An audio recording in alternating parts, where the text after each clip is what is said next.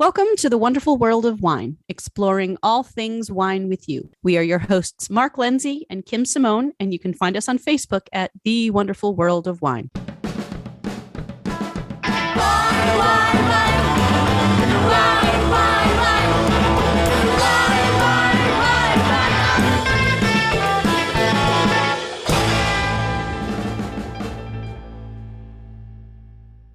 Hello, everyone, and welcome to this week's installment of The Wonderful World of Wine. Every week, Mark and I bring you trending topics in the wine world. Now, how are you this week, Mark? Everything's good, Kim. How are you? Good. I'm fine, thank you. Busy as ever, but everything is good. Good. Yeah, we have some kind of wine trivia. I feel like to bring to our listeners today, and then some other things from kind of market research and what's going on out there in retail shops and with consumer attitudes towards wine. So the first thing that we wanted to talk about was that indentation on the bottle of a bottle of wine. And this is a question that we do get every once in a while. It's like, why is that there? Why is a wine bottle, why does it have this particularly unique shape with this little indentation at the bottom? Like, does it have to be there? Is there a special reason for it to be there? And we found an article that really walks you through the whole reason why that started, why it's still there, maybe why you don't need it anymore. So a very concise little article in Reader's Digest about the punt at the bottom of a bottle. Yeah, Reader's Digest. I a few articles lately in Reader's Digest. Yeah. A blast from the past. Right? I know, with up-to-date wine information. Yeah. So the term for that indent is called a punt, a P-U-N-T. And first, I thought, Kim, we should maybe say the standards of bottles for wine. They have what's called the Burgundy bottle, a Bordeaux bottle, or a Riesling bottle, which people say like a flute bottle, right? Flute, right. So these are the different shapes of bottles. Of the bottles. Yep. And then on the bottom, there's usually an indent. And the best way to really know what this is to think of a sparkling or champagne bottle. All champagne and sparkling wines have this big indent or a punt on the bottom of the bottle. So what's it there for? What's the function of this indent? It has a lot of history, right, Kim? And yeah.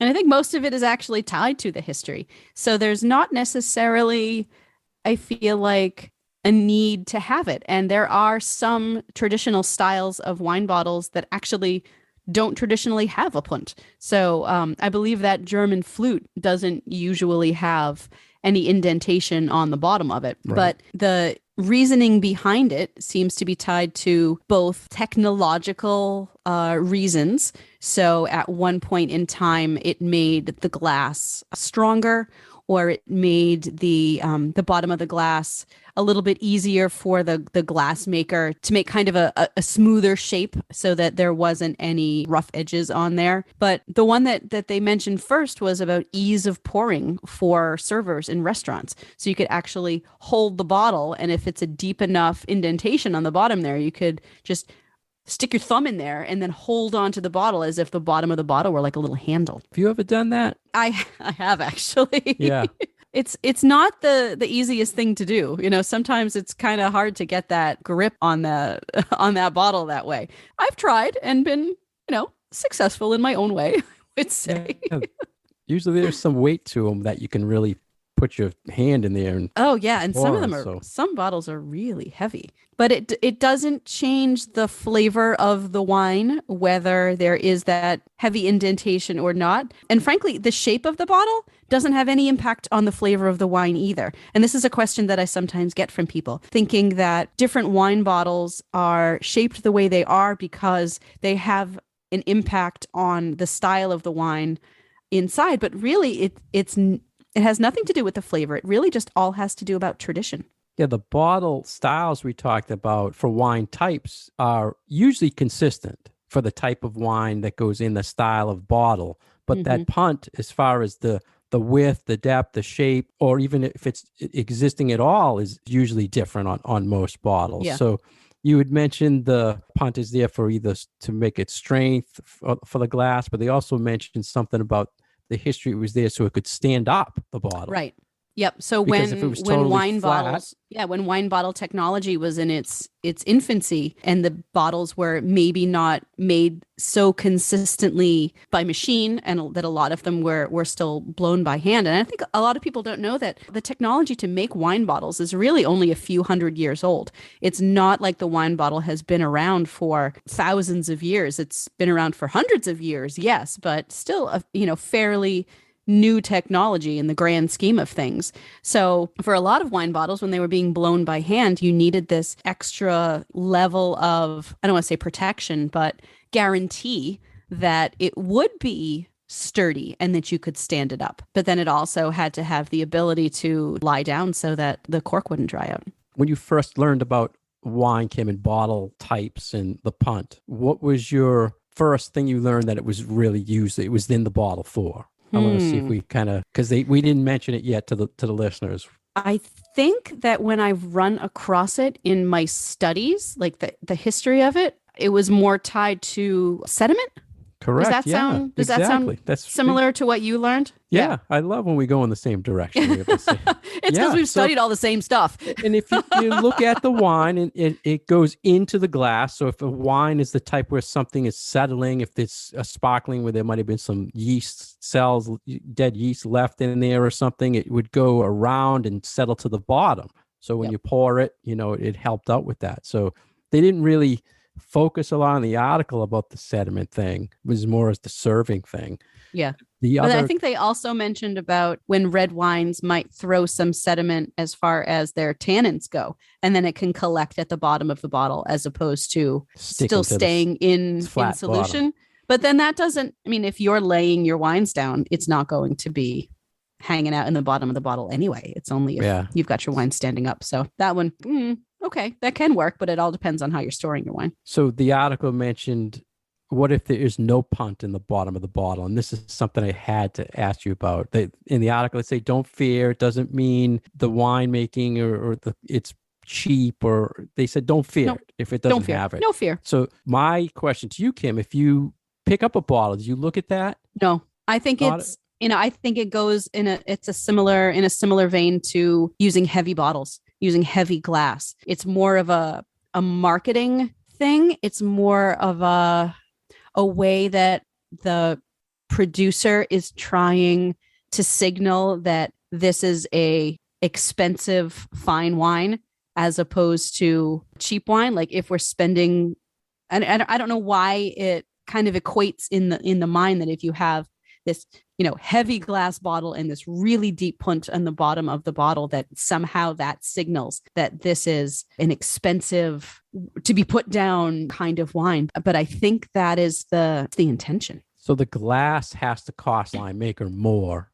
if they use a thicker bottom, right? It depends on the depth of the punt too. If it's a real indent, it has to cost more form of right, because then for the form of the bottle. So you've given away space that would otherwise be filled with wine. So you still need to fill the same 750 milliliters of wine in that bottle, but now you've got a little bit more glass that you have to cover for as well. And you mentioned the weight; it would lead to being not as sustainable as another bottle if it had more glass use or more weight to it, which we talked about a lot in the past. Yeah. So we've been running into this a little bit more lately, the sustainability and the bottle weight. There seems to be a little bit more, I think, conversation about that. So if you had two bottles of wine in front of you, no labels on them, all you saw was red wine.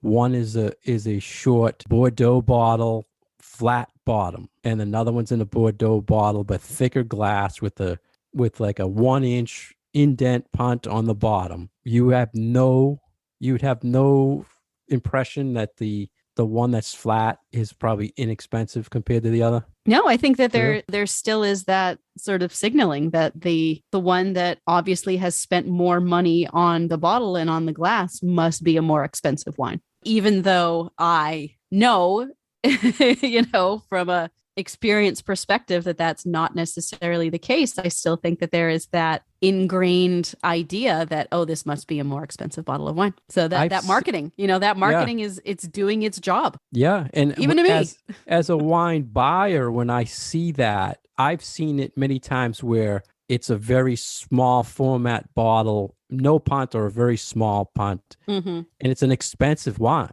Yeah. And I'll But say, does that go to the format so that a smaller size bottle of wine maybe just won't have that particular characteristic? Is that solely a technological, nobody makes half-size bottles with a punt? well, I think many times they're probably trying to save some cost on their end. And unfortunately for me, I won't put it on my shelf because I don't think people pay that high end if it's in that format bottle. When it's smaller format. Yeah, when it's in a smaller format with no punt on it, just a very, if you compared it to a $10 bottle on another shelf, it looks exactly the same. So to me, I see. I think people go by the weight and go by the design a little more and feel like they will spend a little more if there's more money put into the glass. And I remember years ago seeing a study. There was a wine publication that used to put out like a profile on wineries. And I think, it was either like Opus One or some real high end wine. And they went, here's where we get this, here's where we get that. And then they talked about their glass and they sourced their glass from China. Whereas other ones in the, in the high end were using American glass. So it actually told the cost of what they were paying for the bottle. It was like 50 cents or something. And they're charging $200 for the wine. So it makes you think like, wow, Yeah. I guess that's where I was kind of going with it. It's when I'm saying shopping for a gift or something, there's something about handing someone a bottle that you can put your fist in the bottom of it and hold it, And that has that heft. Yeah. And I'm not sure that we make the connection that, the weight of the bottle and the way that the bottom of this bottle looks is the reason why I feel like it is saying these things to me that are conveying value and all of this. But I think there's just something in our understanding of what an expensive wine bottle should be that then translates into when you hold it in your hand, you feel it. Right. It's interesting. But for our listeners, if you never knew what that was, like Kim said in the beginning, it's a little trivia. We always say that along with how many turns on a champagne cage. 6. This is one of those. Yeah, this is one of those things. Love our trivia.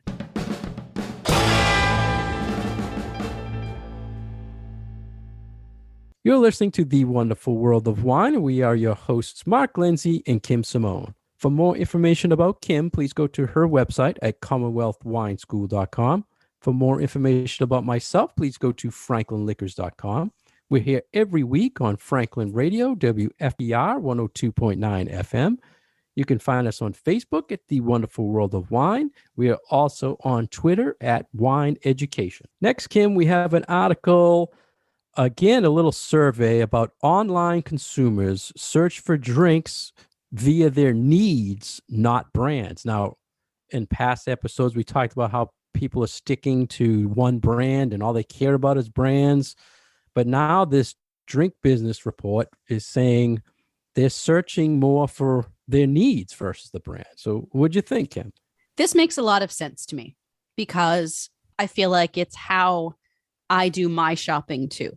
Now, it's not necessarily how I do my wine shopping, but it's how I need something in particular. And I don't necessarily have a brand in mind.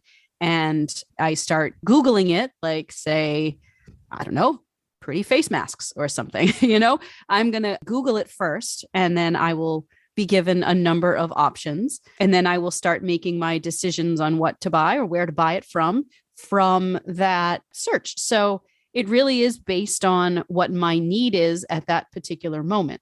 So it makes sense that people would shop for wine in the exact same way. So maybe you are looking for a light white wine. Maybe you are looking for a wine to go with a particular dish. Maybe you're planning a wedding and you want to make sure that you have a wine that's bubbly and that you can toast with that isn't going to break the bank. So I get it. I get where this article is saying that searches for particular categories have crossed over into wine purchases as well. So I was getting nervous when I started the article because it seemed like it wasn't wine at first related, because they were saying 78% of Amazon searches are unbranded.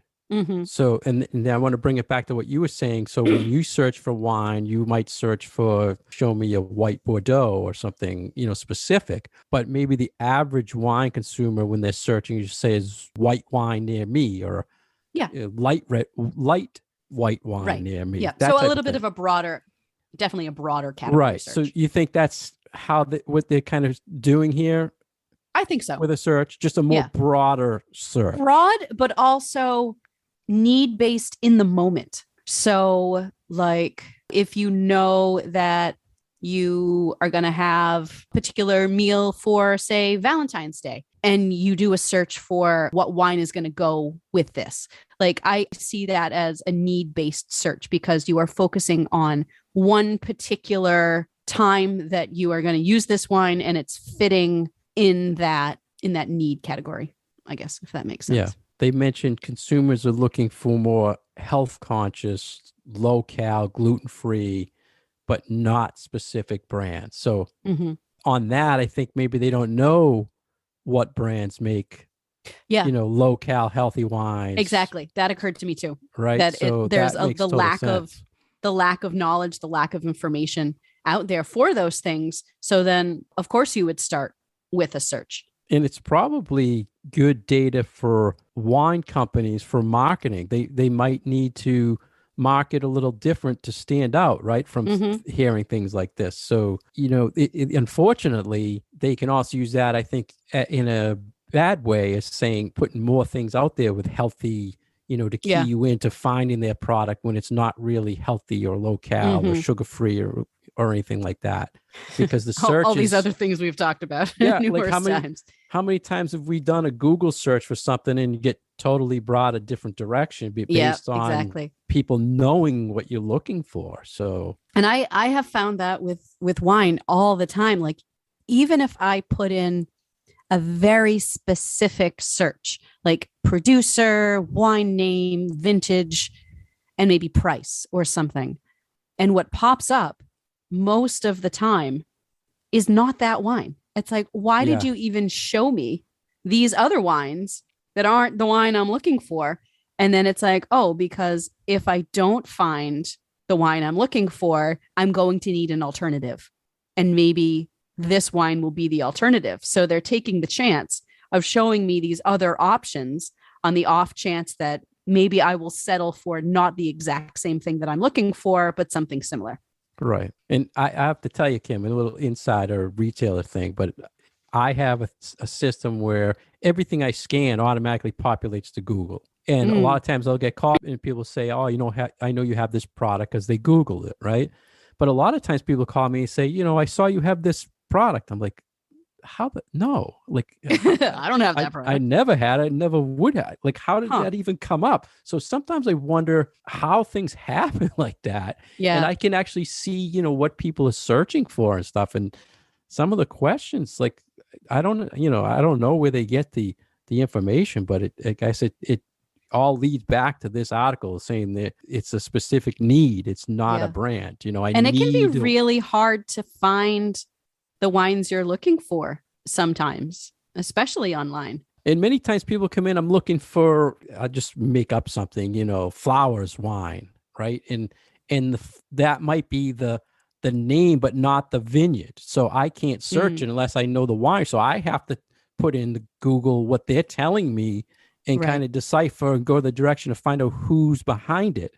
Yeah. So I can find it to order for them. So I can see where it's not a branded. I can see that. I can see that. And doesn't that go back to the complexity of wine, like we were talking about last week? You know, that there are these layers of knowledge that when you have them, not only does it make your enjoyment of the wine a little bit more complete, but it also helps in this sort of nitty gritty part of even just finding the wine you're looking for. We like to joke sometimes that somebody would come into the store and say, I had a bottle of wine once and it had a bird on the label. Do you have it? It's like, oh my God, like, really? But then you think about it and it's like, I could totally see myself doing that in a different context for a different product that I don't have this really well honed knowledge base of. So like cars, like I know nothing about cars. Like if I were to go, I don't know, ask questions to buy a car, I would probably say really stupid things that if you're a professional in that particular area, it seems like it would be common sense. But in reality, if you don't know the ins and outs of that thing, it's not. So there's a lot of that with wine. And I think that's one of the reasons why it is so, I think, intimidating for people and kind of tough to wrap your brain around. So we recognize that, listeners, that there are all these little pieces of it that to us, we're like, why doesn't it just make sense that you would be able to interpret who's the producer on this label when we think that it's so self-explanatory, but really it might not be.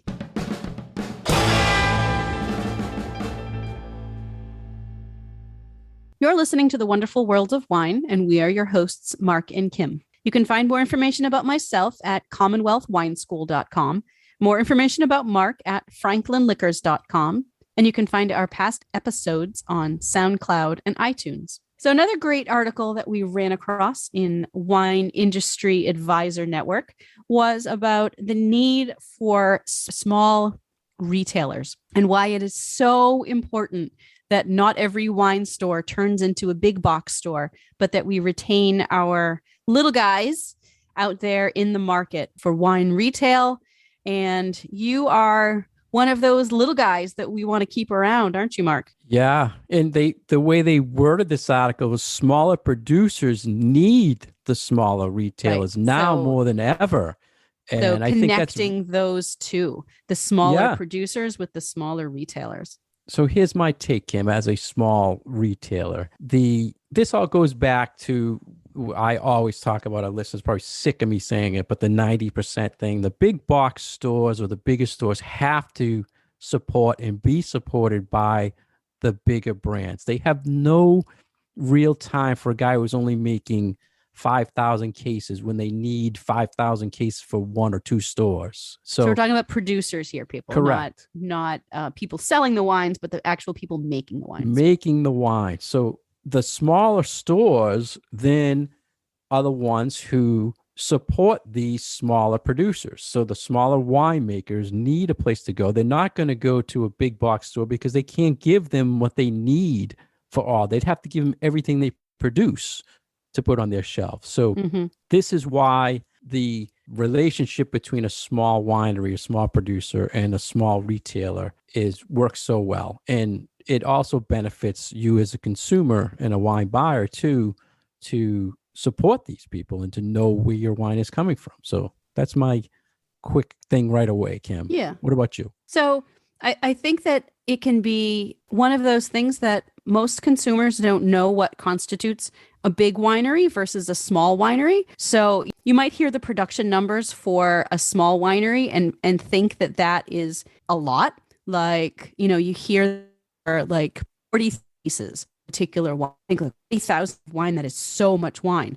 That's a small to mid-sized production, I would say. We have some producers that we work with in France or in California that, maybe of a particular wine, they only make 5,000 cases. And you might be thinking, 5,000 cases. That is super small. Like that is really tiny production. So some of these bigger brands, that you see kind of everywhere on the shelf, we're looking at what? 1 million cases, millions of cases, Mark. Millions of cases. So when you hear the numbers that are like 50,000 cases or 35,000 cases, that's a clue that you're actually dealing with a fairly small production. Probably a family, or definitely would qualify as a small business. So the little guys that we're always talking about supporting, support your small business, support your mom and pops, support those places that maybe do donations to your, to the local community, or there's a little league team named after them, or, all those those little things that we talk about that are about community and small business people, and wanting to make sure that people can earn a living doing things that they can really take pride in and that they love doing. So that's what we're talking about when we talk about these small wineries. They might have a family component like your store does, Mark, or it's a husband and wife, or it's a mother and her daughters, and these people are out there in getting dirty. It's like an episode of Dirty Jobs, and there's real work that goes into it, and people who really take pride in what they're doing. We talked about how wine consumers lately have relied more on Google and apps, and many times this is something to think about. When people are buying wine, most of the wine they're seeing is from a bigger brand, so they're putting out reviews about it. They're putting out things on the internet about it. So when you use that to research a wine, most of the time you're going to get feedback on the big brands, right? The smaller producers might be harder to find that feedback on. So when the little stores are stocking those products, they know about that wine because chances are they have a relationship with the actual winemaker. They can tell you the story behind the bottle. Mm-hmm. When you go and shop in a bigger store, a bigger retailer, you really can't ask someone there, what's the story behind this wine? Tell me about the winemaker on this wine. Tell me about what's in this wine, that type of stuff. So that's the real benefit of the small producers. And supporting, and that's why they say now they need them, because with everything that was going on, there's so many wine SKUs out there or brands out there.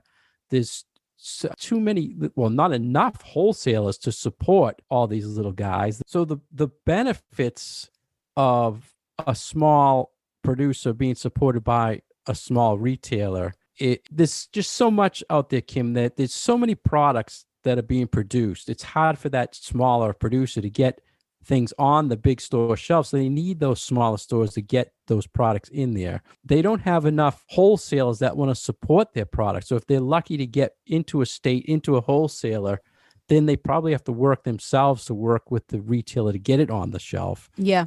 And that was one of the things that I was going to bring up, was that it's not just the level of the responsibility of the producer and then the wine store owner. There is this other level in between of the distributor and also the importer. So it's not necessarily the case just of, hey, you've got a little producer and they want to sell their wines in the United States, but how is that going to happen? Who is going to make those connections for that small producer so that they then can participate in the market and can actually get their wines into a store. So there are these different levels. So not only do they have to have a relationship and a business arrangement with someone who will physically bring that wine from a different country into the United States, that would be the importer. But then in each individual state, there needs to be the wholesaler who is then the one who is responsible for selling to the restaurant, selling to the caterer, selling to the retail store. And different states have different systems. And if you've heard us mention the 3-tier system, this is what we're talking about. But sometimes it can be really difficult to get your little brand into one of these distributors because they might already have something in that category and they feel they don't need another thing in that category. And I've run into this issue with trying to get wines from the Finger Lakes of New York into Massachusetts, where, when we talk to distributors about these wines, the thing they'll come back and say is, oh, well, we already have 3 brands from upstate New York and the market can't support us having another brand. So it's almost like this gauntlet that needs to be run for these little guys to be able to even have the ability to sell their wines in our market. There's so many obstacles. And then you have the whole restaurant obstacle. It's hard for them, the smaller producers, to get their products into a restaurant. And then with the changing COVID, they're not really taking in new products. So the small retailer is an in for them to get it in. But like you said, if the distributor is not picking it up to bring it in for me to buy, I can't sell it to you. So It's a whole loop that can be very difficult. Yeah. But And there's again, also, there's manpower, like how much attention is a particular distributor going to pay to your brand if you're one of these little guys that maybe doesn't have the funding behind them, frankly, that another company has. So, if you're a brand that has a lot of marketing dollars behind you, you can wine and dine the sales staff, and that gives them the opportunity to sell those wines a little bit more aggressively, because they know there might be, programs or rewards or nice dinners, or even just the ability to taste those wines over and over and over again. So it does make it difficult. Many times, Kim, these are exclusives that small stores are selling that box stores are not selling. Mm-hmm. The wines have been tasted, tested by the small stores. So many times big products are not even tried, and they're just put on shelves. So it's all about a connection. Yeah. And if you're ever looking for something like this, just walk in any retailer or any restaurant and ask them for something that's kind of what they think is exclusive, or they can tell you the story behind it, or a product that the winemaker or the winemaker has been there promoting their product. If you want to support someone like that, yeah, many places can hook you up with something like that. And this is one of the ways that if our listeners are really interested in tasting new things and finding that magic in a bottle of wine, these are exactly the producers that you want to discover. You want to find these little guys. You want to find these stories. You want to hear about the family background and all of those things. And it's our smaller retailers and it's our smaller restaurants that are the ones who are bringing these wines to the attention of the public, and ones who do them really well, like yourself, where you hold tastings and you meet with winemakers and you show off these special bottles, and they're not always like super expensive. So just the act of bringing them to people's attention and getting to try them, and as long as you, the consumer, has an open mind and wants to try something new, bring something different home, it really can open up a whole new world of tasting really interesting, cool wines. And there's so much out there. And it's really a nice thing to know that you're supporting somebody small, some small family business. And then when you get to meet them at tastings, like what you do at your store, Mark, like I feel like that turns into such an experience for the consumer. Yeah, it's exciting when people actually see the people who are making the product and telling them how they're growing the grapes and what they put in the bottle and making that connection. Even people like ourselves who we've been doing this for a really long time, but if we go somewhere, and that's one of the wonderful things about traveling to wine regions, and maybe you have a wine that you really like and you get to see where it's made, and you get to see the plants, and you get to smell what the winery smells like. It's just it's really magical. That's the only word that I can put to it, is there's this magic to it. Yeah, I agree.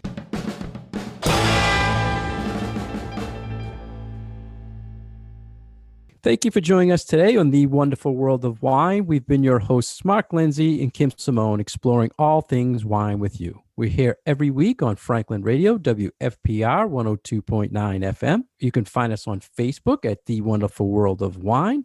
All our past episodes can be found on iTunes or SoundCloud. We look forward to talking with you next week. Cheers.